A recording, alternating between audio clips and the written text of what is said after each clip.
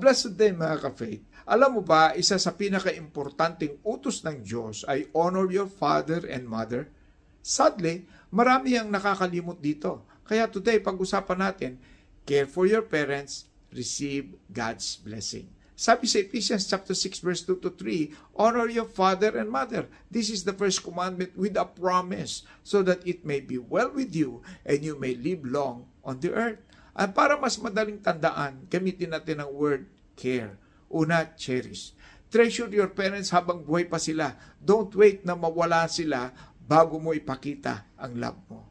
Next, assist. Ang tunay na honor ay nakikita sa pagtulong, whether simpleng paghatid, pag-asikaso, o suporta sa pangangailangan nila. Then respect.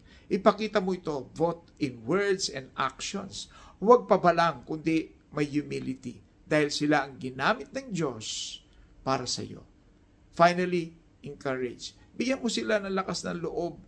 Sabihin mong proud ka sa kanila. Ipanalangin sila at iparamdam mong hindi sila nag-iisa. Kaya mga ka-faith, when we care for our parents, we don't just love them. We honor God. At kapalit nito, may pangakong blessing at long life. This is Pastor Francis. Don't forget to like, follow, and share para mas marami pang matutong mag-care sa kanilang parents. God bless. Shalom.